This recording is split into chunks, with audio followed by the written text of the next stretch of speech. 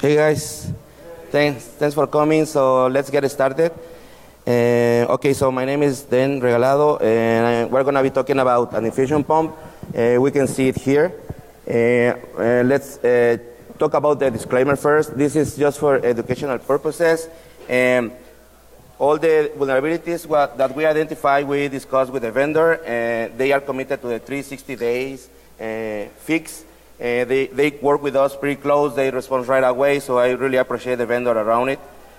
And we cannot disclose those details. We will show, obviously, the demos, but once the vendor is ready with the fixes, we can then publish the details. A little bit about us. Well, we are Simbox. We're an IoT security company. I work there as a principal security researcher, and had the great blessed to be part of Great Hacking Book as a co-author, and I'm running the Hack Defender Academy. Okay, so we're going to be talking about the Infusion Pump overview. So I'm going to give you guys a quick demo of how it works, in case you don't know, and why we pick this specific medical device, the pump, what is the attacker's goal, the challenges during the investigation, the potential vulnerabilities. Obviously, we are going to be giving you demos. So the infusion pump is, first of all, it's very expensive. It's more than $1,000, and you can imagine a hospital, we can see around from 400 to 1,000 of these guys sitting in a facility, all of them connecting. We'll see the details. It is used to deliver fluids, medications, blood, etc., to the adults, pediatric, and neonatal patients. So it just goes all around the hospital, and then they just plug this guy. I'm going to show you in a second. So you will see a bag, and then in the other side, this is going to be connected through the human arm, and they're going to start doing the fluids, and it's automated, and that's the main thing, that you can program and say, okay, 50 milliliters for the next 2 hours, you leave it there, and it's going to start feeding the liquids. And if there is some issues, can you imagine that, for example, if it is insulin and it's request to have 100 milliliters, let's say, and for some reason it's just giving 50 milliliters, it's not enough, so the patient is going to be not doing good in health. Or in the opposite side, if you put more than expected, it's also something that you don't want to have. So let me just quickly show you. I'm going to be switching back and forth here. I'm just going to turn it on and show you how it works. So these are the main components I'm gonna describe, all of them. This is the main unit. This is running the operating system. We're going to talk about the operating system. In the left side is the actual pump. So this pump here this guy is the one who's going to have the bag with the liquid, and then in the other side you are going to have the connecting to the patient. Okay, let's just turn it on. It's going to be hard for you guys to see it, but at least so that you have an idea. I'm going to put it in the back so that we can also talk about details. So it's going to boot it up. This specific pump, you can have 2 in each side, so you can program many different infusions. And once it boots up, it is pretty simple. It's going to ask you for a new patient. You are going to see these devices going all around the hospital. And then eventually, if it is a new patient, you say, yes, a new patient. You create a new profile. Or if it is not a new patient, it will load you the profile of that specific person with all the medication listed for that guy. And then it has some options here, obviously, to go around and to do some configurations. It's really, really limited. You cannot change anything here. You need an external software connected to the serial cable to do some changes. So, for example, Wi-Fi connection has a Wi-Fi card in the back, and that's something that you need to do through a software. You cannot do it here. This is just read-only. But let's go to the example of an infusion, okay? So the person is going to come, is going to click here, is going to say, okay, what I'm going to do, let's do a basic infusion. So then here you're going to put, very important, the rate per milliliters per hour, and then you're going to put the VTVI, which is the volume to be infused, liquid to be infused, And just to do some quick test, so let's say we put 50, and then here we put a total of 200, and then we click Start. And then the infusion pump start working, and that infusion pump is going to start feeding those 50 per hour, but in a total of 200, total amount 250 per hour. That's pretty simple. That's obviously it's not working because we don't have the back, but that's the basic idea of the functionality. Let me just, I'm going to turn it off, sorry. So that's the main functionality of a pump. So let's see what we can do in a malicious way. So why we pick infusion pumps? It is expected to be worth 10 billion by 2020 year in the market. So that means there's going to be explosion of these pumps. So it's important for us to understand what is inside. This specific device is one of the leaders in the world, so that means you can find it everywhere. Next time when you go to the hospital, you will see it. It's important to proactively identify vulnerabilities. So what is the attacker's goal of this guy, right? So obviously, if there is sensitive information inside, like PII data, so like, congressman, which is dealing with cancer, or unfortunately the congressman that is dealing with brain cancer right now, so you don't want to know about that, right? But someone breaks into this, they can use it in a malicious way. Hijack devices, of course, this can be also ransomware based. It's running a Linux, we will see details of that. So you can hijack it, you can ask for ransomware, and obviously you can disrupt it, so it doesn't work anymore, the patient doesn't get attended, and it's bad. And of course, you can also use the pump to break into the LAN. So this can be a breach to break into the network and from there to the whole devices. Not about medical devices, can be anything connected to the access point. Keep in mind that this device connects to an access point. So if you are able to break to the access point through this device, you can get access to the network also. And obviously, the most important thing that I think is the case here is the human, right? If you find a way to alter the behavior, then you can be infusing liquid that can harm a human, which is something that we don't want to know. I don't know if, I'm not a doctor, but probably you can kill them. I don't know, probably. Okay, main challenge. It's very important to mention that these guys, it's a black box. We just get it. In the package. We don't know what it is. We started working on it. We realized that in order to interact with this guy, it runs a real-time operating system. I'm going to talk about that. But just to debug it, it's a $5,000 debugger. So, and plus, it doesn't work through JTAG. This guy supports JTAG. I want to talk about that. But in order to interact with this, you need to have an Ethernet connection to the board, and it costs $5,000. Even with this guy, we cannot interact with the debugger that is developed by ENEA. It comes with an image, Linux image, real-time operating system, fully stripped binary. So that means that you won't see anything. Like here is 35-ish thousand functions, only numbers. There is nothing, no functions names. You don't know anything about it. It's ARM. So it's very good coding practice, security practice from the vendor that it is fully stripped. It's very hard.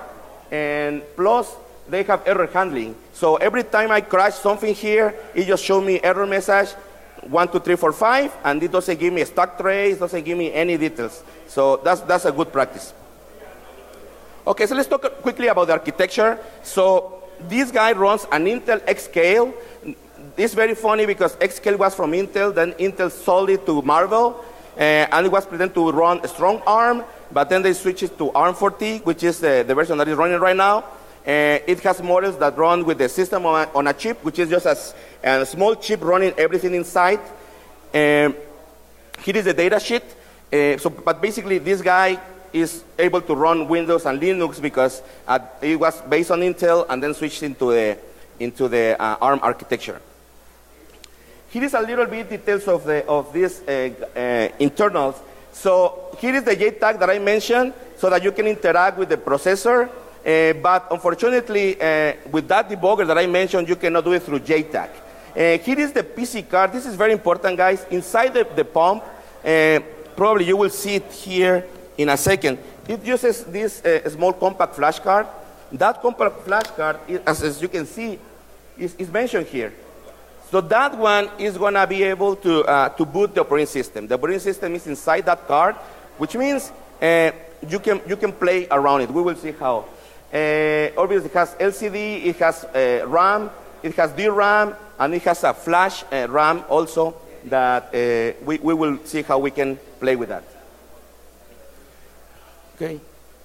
So it runs what is called real-time operating system. A real-time operating system is a system that needs to support deadlines, which means, for example, a really good example is an airbag in the car, right? So if there is something in the car that the airbag needs to be triggered right away, it must be done immediately. It cannot be a delay of 1 or 2 seconds. It must be on real time. That's the reason of these architectures, that airbags or ABS in the cars or those specific critical systems, they need to react right away. That's the purpose of real-time operating systems.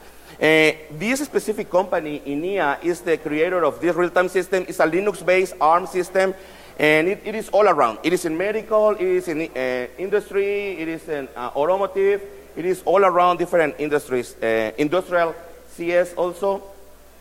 And as I said, it must meet a deadline, otherwise it's a problem. Another details, this specific architecture, only one process run at a time. We will see that in a second. And here is a second thing that I found inside, which is called Flash FX. This is a generic block device driver, which is basically the interface between the system and the hardware. But the good thing about this, from security perspective, is that this specific flash driver allows you to talk to the flash, which is in the chip, as a normal mount drive. So, which means this facility allows you to easily play with the flash instead of doing it in a hard way. Obviously, as expected, the flash stores sensitive information like credentials to get access to the network, to get access to the access points. So this is something stored in those kind of a flash as usual. Very interesting, there is a file system manager called Tequila. So I don't know why they call it that way, but and I Google it, there is no information about that Tequila, but basically it's just a file system manager for this Flash FX. So that really motivates me when I was doing this research, because it's from Mexico, you know, right, Tequila? Okay, here is the compact flash card. This is the card that I mentioned. It is inside the pump. This guy that you are seeing there is right here. It is this exactly. Inside it is the flash, the compact flash. This is exactly this one.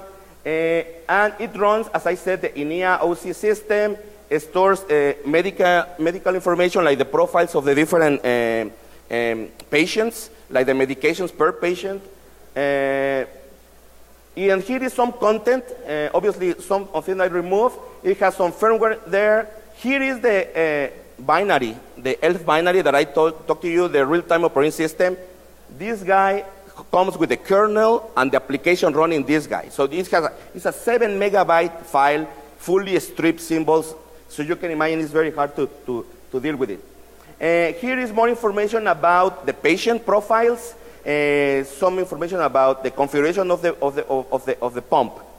And here is the auto run. This auto run, when this guy boots, it will read the auto run and then it will execute whatever it is inside. Okay, so the auto run stores the command to boot up this guy, right? So since we have access to the flash card, we can play with that. So it performs an integrity check, which means that when you run this operating system, it will do an integrity check to make sure it's not altered. And here is the first vulnerability that we found, a way to bypass the integrity check.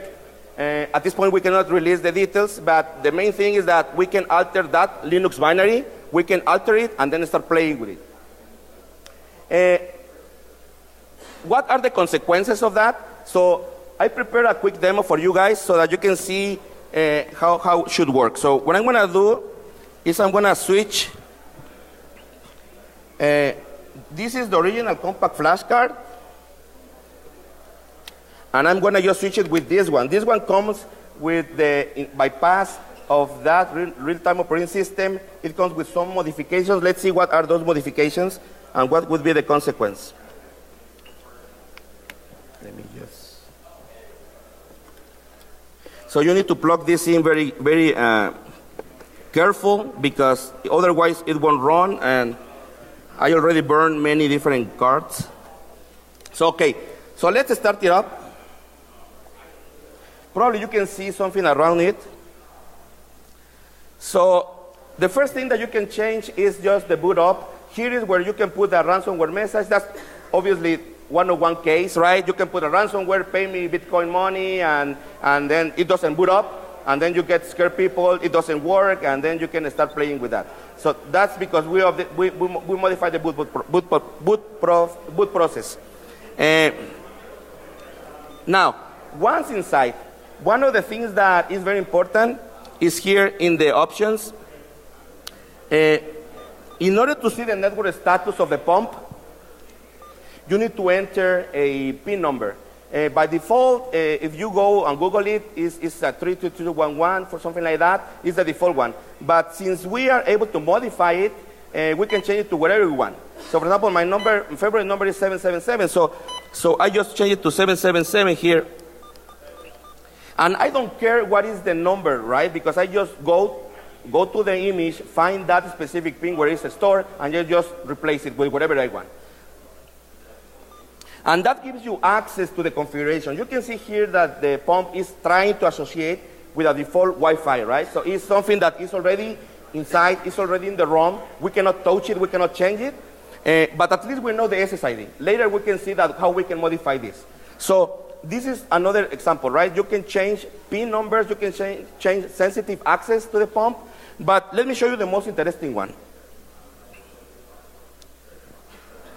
So if you remember the Infusion Pump, right, when it is the setup, when you put the rate and you put the volume to be infused. So let's do it again. So here, if you notice something different, I just put it purposely. I just changed to Primera in Spanish, the form, just to show you that you can change this front. But not only that, because I can change the screens, what I did, I switched between the rate and the VTI. So basically, the rate is in the bottom and the VTI is in the up. You see that? So what that means is that if someone comes and let's do it again. Someone comes and they want to prepare the infusion, they're going to say, okay, let me enter the rate, and I don't know, let's say 50, and then they are going to say, okay, so the duration might be 3 hours, for example. So what is happening here is that we are entering the rate, but the rate is actually the VTI, and the VTVI is the rate. You know what I mean? So we swap it. So check it out when I say start. It says 50 here, but it's actually infusing 14. So because it got confused, and then what you are infusing is not exactly what the pump is trying to infuse. Also, if you notice something that I didn't test it yet, when we did properly, it was giving us an error, right? It was flashing. Right now it's not flashing, it's working. So I cannot do it in humans, but if there is a volunteer, we can test it, we can see what happened. But the point here is that because we can modify the integrity of the Linux system, we can play also with the forms, and then we can change them, and the Infusion Pump at the end is going to do whatever we want, but as you can see here, it is in the opposite way. Let me just put this back. So these are just some examples of what you can do. Obviously, if you have time, we can change everything. We can change the front end so that you can do that. So here is what I said. This is the modified version, and here is the original one. 1 second. This guy.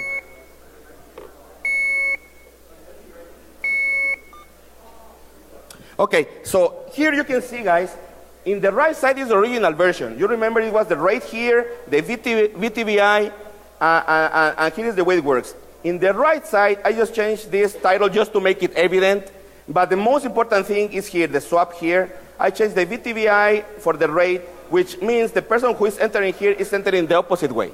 So that way is going to influence the behavior of the pump. And that's just because of the integrity, okay? So let's move to the next one.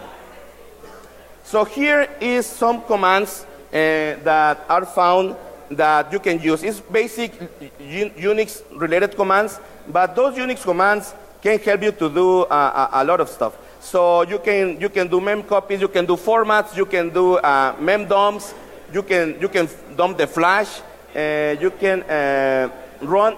This guy specifically here is Rex scripting language. I don't know if you guys heard about Rex scripting language before.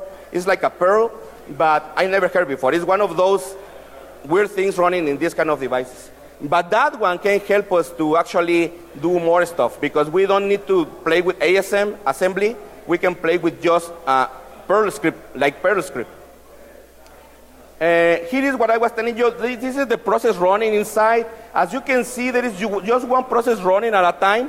When I run PS, it is the one running right now, and the other ones are in receiving or delay mode. Here is the PXCA status that I show you. We confirm that it is an ARM system. It is in supervisor mode. It is the Intel manufacturer, even though now it's Marvell, and the version. And here is the most important thing, guys. So we found that we found a way to read the flash without using any chip related. Okay, that's very important because it's easier. In the chip, we identified that in the left side there is all the credentials to connect. This guy talks to a server in order to do heartbeats and in order to exchange information. So that is here, and it is in plain text. The AES key is plain text. The credentials are there, so which means you can use this to decrypt information from this guy and the server. But also, in the right side, we can see, you remember the Wi-Fi configuration is here. So that means is that we know what is the credentials, and then we can do two things. We're going to describe that. But by doing this information, we cannot change this guy, but we can change it through our interaction. So the first thing that attacker can do, obviously, is to gain access to the network. So he knows the credentials, he knows the SSID. I just need to go and plug in to the radius. I just log in and get access to the same LAN segment where this guy is running. That's the first thing. And you can attack other hosts, right? So you go, you retrieve the cards, Wi-Fi information as we display the information. Then you connect to the corporate access point, and then you can start reaching other different assets within the network. That's the first thing. The second thing is man in the middle, which means we can impersonate the access point. Since we know the configuration file and we find a way to override the ROM, the internal ROM memory, we can reconfigure this guy and say, hey, don't forget about that, connect to me. As I said, there are from 400 to 1,000 of these devices in a network. So you can either man in the middle them, or you can just ask them to talk to you so that you can start decrypting the information. So this would be the scenario, right? So you have the rogue IP, you reconfigure them, and then you can actually ask them to talk to you, either by using the same SSID so that they reach out to you if you are closest to the access point, or you can just replace the full Wi-Fi configuration. So let's see how that works. So that's going to be my last demo. So I'm going to replace again. This is the flash card. This flash card, what it's going to do is at boot time, it's going to go and replace the configuration of the Wi-Fi and to put our own configuration. And in the left side, I have a router, which is already configured with our own access point. And the intention is that this guy is going to connect to us. Let's see.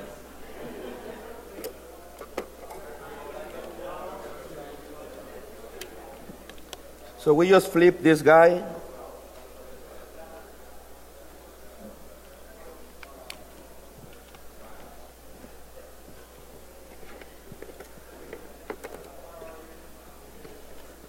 Just give me 1 second.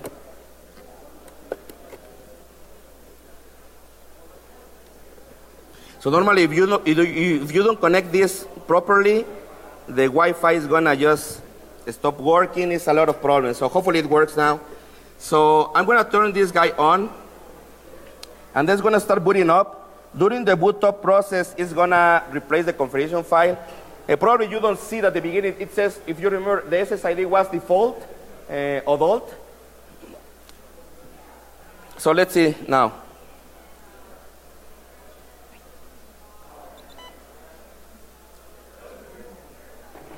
So it says new patient, we go the same thing.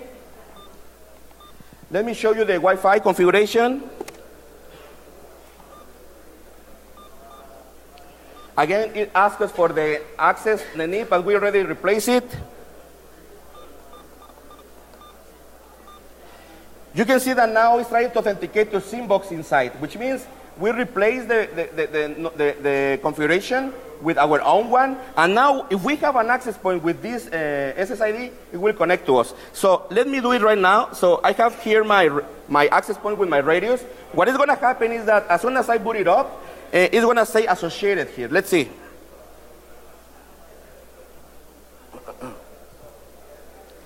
So we have here.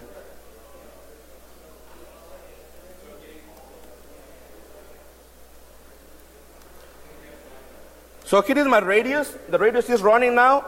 It is going to start processing requests. It's going to take some seconds to hopefully get this guy authenticated because he's retrying and retrying and retrying. So let's see if it pick it up there. It's going to take like probably 10 seconds around, or 15, or 20. Let's see. Oh, what is the... It is authenticating, yeah. Okay, it's trying disassociated. Let me check something. Let me just quickly check if I am connected to the pump. Yeah. Yeah, it's there.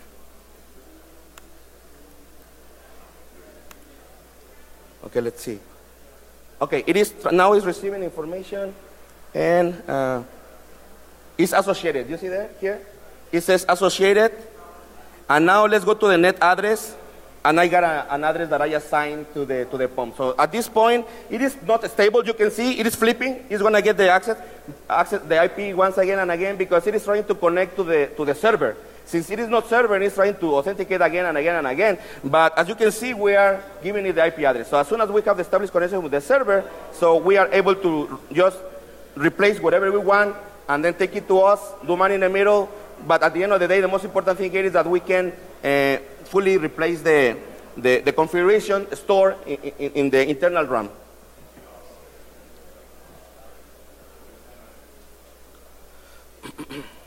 Okay. So this is what we just saw. We saw that we got associated, and we got the IP address, so which is confirmed that we can replace it.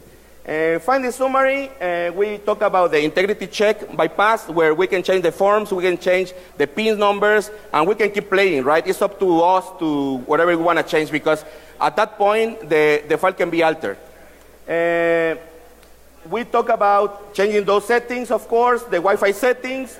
We talk about changing the Infusion setup to affect the clients, change the VTVI with the RAID, and that can confuse. Execute commands in the internal shell, which can be used to destroy this guy completely, and impersonate, obviously, the access point with our own, or either we impersonate it, or we just put our own so that they can connect to us. And override the flash memory internal one, as I said, which means it's persistent. So my change that I do here, since it goes into the internal RAM, that means that if someone comes and just get this guy out and load a new compact flash card, the change remains because it's stored in the internal RAM. It's persistent. And you're going to say, okay, so this is physical access. Yes, it's physical access, but let's think about some examples. The ATMs, they are always hacked physically. And it is $500 million being stolen, and it keeps doing it. So which means is that, and also another thing is that this just takes 2 minutes and 5 seconds to boot it up, so you can sweep the compact flash card. But the most important thing, guys, is that we need to assume that it's going to be a physical attack. So we don't need to say, oh, it is a physical attack, and that doesn't work. It's the insider threats are more bigger than the outsiders. And also, we need to assume someone is going to get access here. If we assume that someone has physical access, we need to think about how we can protect these guys. That's the main point. Next steps, this is just a starting point. Obviously, now we got the associated point. We have an IP address. We can talk to this guy. So our next step in this research is now the remote attacks, to start playing with remote information. That's then our next phase. We can play with the Rex scripting language that I said to help us to create RATs or reverse shells. I found actually an implementation of this Rex scripting language that is running this guy. One guy already implemented it in an IBM mainframe, so it's totally doable. Syscall hooking, that's very advanced because this guy doesn't have symbols. So, but what you can do here is that you can intercept the cost of the BTI, the rate, and in memory change it on the fly, which is very hard, but it's possible with time. We're going to try to do that. And finally, we're going to understand this is a DCMP protocol. The DCMP protocol talks with the pump and with the server. We're going to try to understand it and see how it works and decode it. And that's pretty much it, guys. Thank you so much.